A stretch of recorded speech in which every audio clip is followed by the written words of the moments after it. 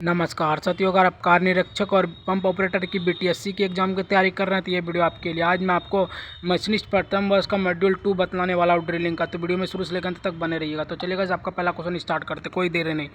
399 RPM वाले एक mild steel के वर्क पीस में 20 मिलीमीटर व्यास का मीटर जो है छेद ड्रिल करने के लिए उपयोग की जाने वाली जो कटिंग गति गणना है वह कितनी है? वह 25 मीटर प्रति मिनट। 25 मीटर प्रति मिनट। देखिए मान लीजिए 399 है, 399 आरपीएम वाले एक माइल स्टील के वर्क पीस की 25 मिलीमीटर जो है मिलीमीटर और मीटर छेद ड्रिल गणना करने के लिए जो की जाने वाली कटिंग गति है वह दोस्तों 25 मीटर प्रति मिनट। 25 मीटर प्रति मिनट। देखिए 20, अगर 20 गुना 25 करेंगे तो 400 का 400 कुछ आ रहा है, 400 कुछ आ रहा है, 450 आ रहा है, तो आ रहा है ना 25 25 25 25 25 25 399 आरपीएम 399 है ना, और आरपीएम 25 है, तो 25 को 5 और बढ़ा देंगे तो 25 मिलीमीटर। बी एकदम राइट आंसर होगा। अगला क्वेश्चन की बात करते हैं दोस्तों, उसको ट्रिक कुछ नहीं था इसलिए नहीं बता पाए। पायलट के साथ काउंटर सिंक का उद्देश्य क्या? पायलट के साथ काउंटर सिंक का जो उद्देश्य है ड्रिल किए गए छेद के साथ अलाइन करने के लिए। पायलट देखिए क्या लिखा हुआ, पायलट के साथ काउंटर सिंक का उद्देश्य। पायलट देखिए, पायलट है, वो ट्रेन चला रहा है, वो अचानक आ गया, मतलब अचानक घर आया, वो क्या कर रहा है? छेद कर रहा है, छेद में डाल रहा है। तो ड्रिल किए गए छेद मतलब पहले से जो अपने घर में है ड्रिल किया हुआ छेद उस पर जो है के साथ पर अलाइन करने के लिए ड्रिल किए गए छेद पर अलाइन करने के लिए। पायलट जो है वो बहुत दिन के बाद ही आता है, तो वो ऑटोमेटिक आने के बाद जो छेद पे ही प्रभार करवे करेगा। पायलट के साथ काउंटर सिंक का उद्देश्य क्या है? ड्रिल किए गए छेद के साथ अलाइन करना। डी एकदम राइट आंसर होगा। अगला क्वेश्चन की बात करते हैं, तीसरा नंबर क्वेश्चन क्या कह रहा है दोस्तों? ड्रिलिंग करते समय एक चक्कर में ड्रिल कितनी दूरी तक आगे बढ़ती है? ड्रिलिंग करते समय एक चक्कर में कितनी दूरी तक आगे बढ़ती है? फीड मान लीजिए आप ड्रिलिंग कर रहे हैं ना, ड्रिल मतलब छेद कर रहे हैं, तो ज़्यादा से ज़्यादा आप 1 फीट तक ही जा पाइएगा, 1 फीट तक। अब वो भी पोजीशन भी 1 ही फीट तक जा पाता है, उससे ज़्यादा नहीं जा पाता है। ड्रिल करते समय एक चक्कर में मान लीजिए 1 राउंड आप लगा दीजिएगा तो फीड गति तक ही जाइएगा, उससे आगे नहीं जाएगा। फीड एक ड्रिलिंग करते समय एक चक्कर में ड्रिल कितनी दूरी तक आगे बढ़ती है? फीट तक, 1 फीट तक ही आगे बढ़ती है। अगर आप डालिएगा तो 1 फीट तक ही ड्रिलिंग करते समय जाएगा, फीट तक। ये एकदम राइट आंसर होगा। अगला क्वेश्चन की बात करते हैं दोस्तों, चौथा नंबर क्वेश्चन क्या लिखा हुआ है? मीट्रिक टैप सेट में कितनी संख्या होती है? मीट्रिक टैप सेट में जो है वो दोस्तों 3 संख्या। मीट्रिक टैप में सेट में देखिए सेट आ रहा है, सेट कितना अक्षर का आता है? 3 अक्षर का। सेट में कितनी संख्या होती है? 3। मीट्रिक 3।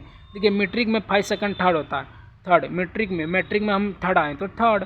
मीट्रिक टैप में मैट्रिक टैप में सेट मतलब मैट्रिक में मेरे पास लड़की सेट था, तो सेट होने के कारण हम थर्ड आ गए, तो 3।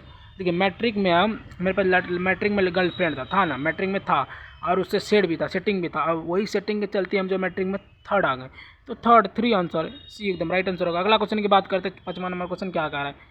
टैप ड्रिल साइज की गणना क्यों की जाती है? टैप ड्रिल साइज की जो गणना की जाती है वह की जाती है तो टैप करने के लिए पर्याप्त सामग्री बनाए रखना।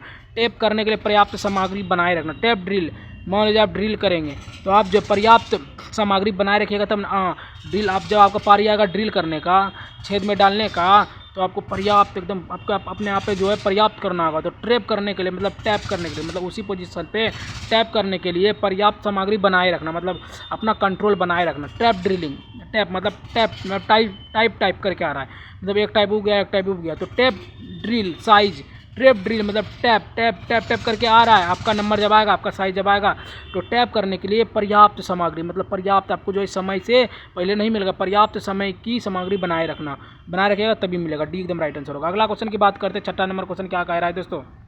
ड्रिलिंग मशीन में डेप्थ स्टॉप का उद्देश्य क्या? ड्रिलिंग मशीन में डेप्थ स्टॉप का जो उद्देश्य है वह दोस्तों ड्रिल स्पिंडल के नीचे की ओर गति को नियंत्रित करना। ड्रिल स्पिंडल के नीचे की गति को नियंत्रित करना। ड्रिलिंग मशीन में डेप्थ स्टॉक का उद्देश्य क्या है? ड्रिल में डेप्थ मतलब क्या होगा? नीचे तक। डेप्थ मतलब नीचे तक हो गया ना। ड्रिल स्पिंडल के नीचे की ओर गति को नियंत्रित करना। डीप मतलब समझे? डीप मतलब हो गया पूरा नीचे। यहाँ क्या लिखा भाई? नीचे की ओर गति को नियंत्रित करना, नीचे की ओर गति को। डीप मतलब जो डीप तक जाएगा तो वो नियंत्रित कर लिया, तो वह वो बाजी मार लिया। ड्रिलिंग मशीन में डेप्थ स्टॉक का उद्देश्य क्या है? ड्रिल स्पिंडल के नीचे की ओर गति को नियंत्रित करना। डी एकदम राइट आंसर होगा। नीचे की डीप मतलब हो गया नीचे तक ही जाना, नीचे तक जाना। अगला क्वेश्चन की बात करते हैं, 7वां नंबर क्वेश्चन क्या कर रहा है? चित्र में दिखाया गया ऑपरेशन का क्या नाम है? ये जो ऑपरेशन है इसका नाम क्या है? ये दोस्तों रीमिंग, इस दोनों भाग का नाम क्या है? ये दोनों भाग का रीमिंग। देखिए मिंग मतलब मिल रहा है, दोनों मिल रहा है। ई भाग और ई भाग दोनों सेम है तो मिल रहा है, तो मिलिंग दोनों भाई है, ये और ये भाई है, ये भाई है, दोनों देखिए एक तरह है ना, ये भी भाई है और ये भी भाई है, तो भाई है क्या है, भाई भाई मिलता है तो मिल रीमिंग, रीमिंग मिल रहा है तो मिंग रीमिंग, देखिए दोनों भाई लग रहा है ना तो रीमिंग कर रहा है, रीमिंग कर रहा है तो मिल रहा है रीमिंग, बी एकदम राइट आंसर होगा। देखिए बी आंसर है। अगला क्वेश्चन की बात करते हैं, 8वां नंबर क्वेश्चन क्या कह रहा है दोस्तों, ड्रिल का आरपीएम ज्ञात करने का सूत्र क्या होगा। ड्रिल का जो आरपीएम ज्ञात करने का जो सूत्र होता है वो होता है बी गुना 1000 बटे पाई और डी, बी गुना 1000 बटे पाई बटे डी। ड्रिल का आरपीएम मान लीजिए आपका आरपीएम जो है बहुत अच्छा है, पर 1000 वीडियो पे आपको 1000 रुपये बन ही रहा है, आपका आरपीएम जो है बहुत अच्छा है, तो बी बराबर बी गुना ये बी गुना 1000 बटे पाई डी मतलब पाई डी आप पा लिए, 1000 आप पा लिए तो पाई डी। देखिए बी गुना एक आपका आरपीएम 1000 है तो बी गुना 1000 पाई बटे डी, बी गुना में आ रहा है मतलब 1 लाख व्यू पे आपको 1000 आ रहा है, 1 लाख व्यू पे मतलब गुना में आ रहा है, 1000 व्यू पे आपको 1000 व्यू पे आपको 1000 आ रहा है, गुना में आ रहा है। देखिए आरपीएम 1 लाख व्यू पे आपको 1000 आ रहा है। देखिए ड्रिल का आरपीएम ज्ञात करने का सूत्र क्या होता है, ड्रिल का जो आरपीएम है ज्ञात करने का सूत्र क्या होता है, 1000 व्यू गया आपको जो गुना में ही 1000 आ रहा है, आपका व्यू तगड़ा आ रहा है, तो बी गुना 1000 बटे पाई डी, सी एकदम राइट आंसर होगा। अगला क्वेश्चन की बात करते हैं दोस्तों, 9वां नंबर क्वेश्चन क्या कह रहा है, थ्रेडिंग डाई का उपयोग क्या है। थ्रेडिंग डाई का जो उपयोग है भाई दोस्तों बाहरी धागा काटने के लिए, थ्रेडिंग व डाई मतलब ड्राई मतलब समझ रहे हैं, ड्राई मतलब काटना, ड्राई मतलब काटना, तो बाहरी धागा को काटने के लिए बाहरी, थ्रेडिंग मतलब डिंग कहाँ मारना चाहिए, ज़्यादातर बाहर में मारता है, डिंग कहाँ मारता है बाहर में, ड्राई मतलब जो कटिंग होता है, मतलब जो ड्राई करता है, जो वालों जो बाल काटता है वो कटिंग करता है, तो बाहरी धागा काटने के लिए, बाहरी मतलब डिंग जो मारता है वो बाहर जाके डिंग मारता है, और ड्राई मतलब लवा लोग जो काटता है बाहर जाकर लवा के पास ड्रिंग मारेगा, वो क्या करेगा बाहरी धागा को काट देगा, बाहरी धागा को काटेगा, ये एकदम राइट आंसर होगा। अगला क्वेश्चन की बात करते हैं, 10वां नंबर क्वेश्चन क्या कह रहा है, 30 मीटर प्रति मिनट की कटाई गति से कच्चे लोहे पर 16 मीटर की व्यास का छेद ड्रिल करने के लिए आरपीएम की गणना कितनी होगी। आरपीएम की गणना 597 आरपीएम 30 मीटर प्रति मिनट की कटाई गति के कच्चे लोहे के पर, देखिए 30 को अगर हम 36 से गुना करेंगे, 30 36 को गुना करेंगे 597 आएगा, 30 36 597, 30 36 597,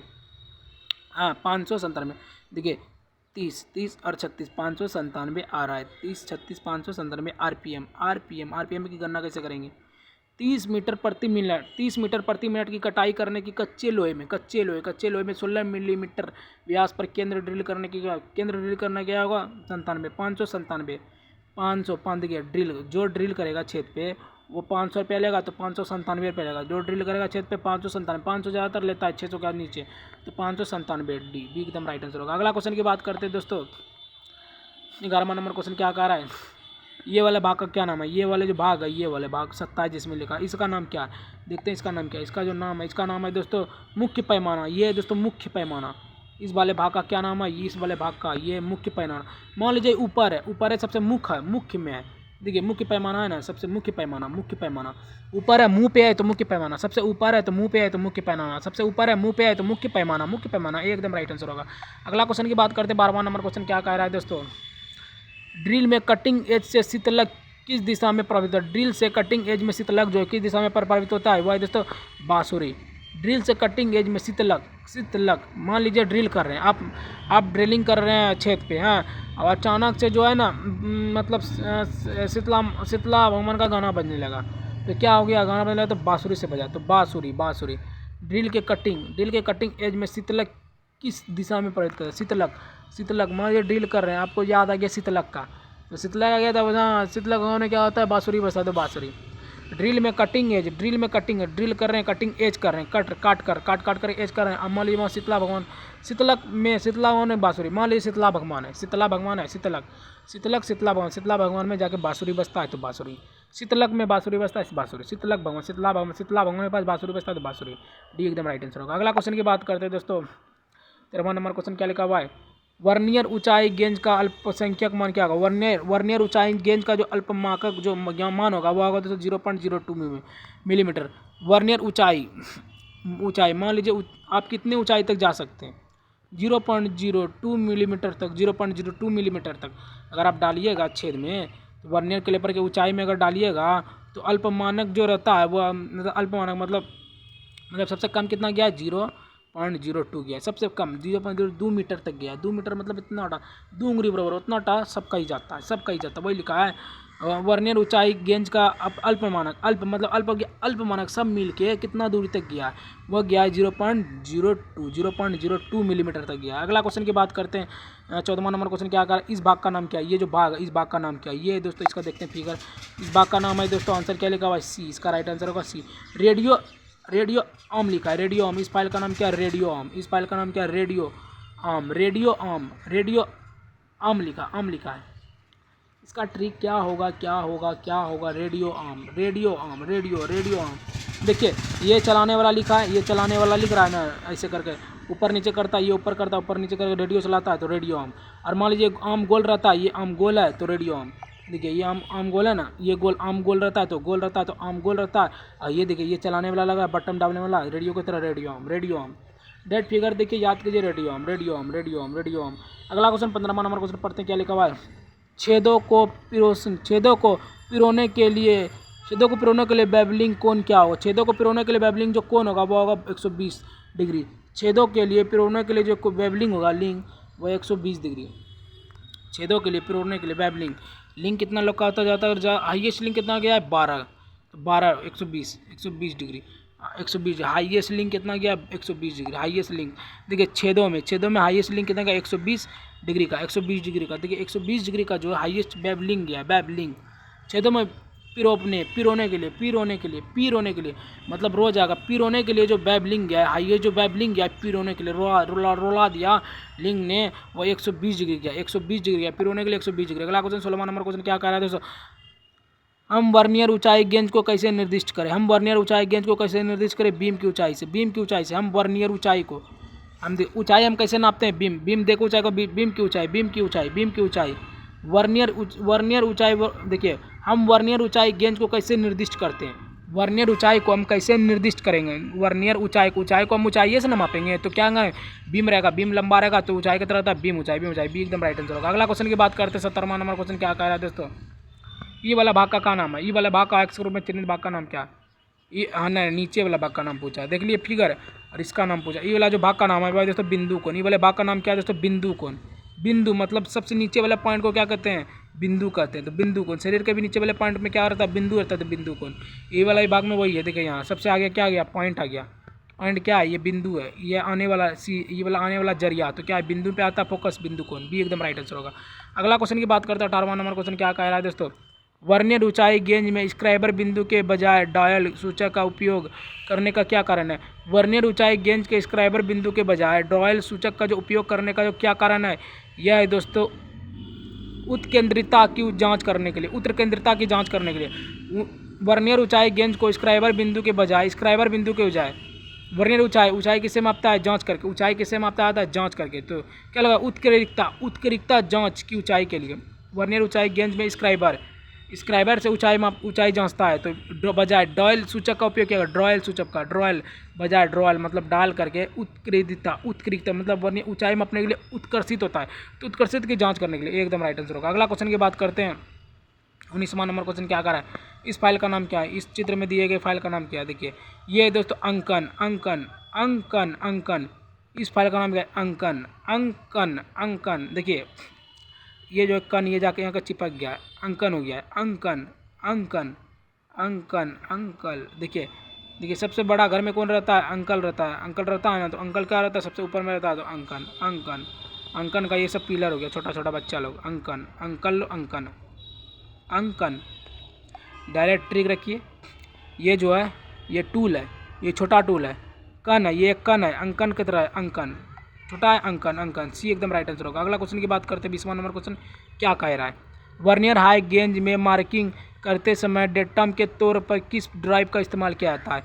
वर्नियर हाइट गेंज में मार्किंग करते समय डेटम के तौर पर किस डिवाइस का इस्तेमाल किया जाता है, कौन सा डिवाइस का इस्तेमाल किया जाता है, ये दोस्तों सतह प्लेट। देखिए वर्नियर हाइट गेंज के मार्किंग करते समय डेटम के तौर पर किस डिवाइस का इस्तेमाल किया जाता है, क्या लगा हुआ है, सतह प्लेट। देखिए वर्नियर हाइट जहाँ हाइट रहेगा वहाँ सतह भी रहेगा। मान लीजिए एक हाइट है 10 फीट का हाइट है, वहाँ सतह रहेगा। अब प्लेट भी रहेगा, प्लेट मतलब अगर मान लीजिए आपको ऊपर और चढ़ना है, हाइट रहेगा, आपको और हाइट चाहिए तो प्लेट लगा के हाइट आप और सतह पर हाइट, सतह रहना चाहिए और प्लेट भी रहना, तब प्लेट हाइट, सतह plate height. Vernier height gauge में मार्किंग करने के लिए, मान लीजिए हमको कहीं ऊपर में मार्किंग करना है और मेरा हाइट जो है वो कम है, इतना दूर है, तो हम क्या करेंगे, सतह देख लेंगे, ये सतह पे प्लेट रखेंगे और यहाँ जाके मार्किंग करेंगे। तो वर्नियर हाइट गेज में मार्किंग करते समय डेटम का तौर पर किस डिवाइस का इस्तेमाल करता है, सतह प्लेट। ए बी एकदम राइट आंसर होगा, इसका बी एकदम राइट आंसर होगा। अगला क्वेश्चन की बात करते हैं दोस्तों। क्वेश्चन तो खत्म हो गया, 25 तक ही था, कितने तक था, 20 तक ही था, 20 तक।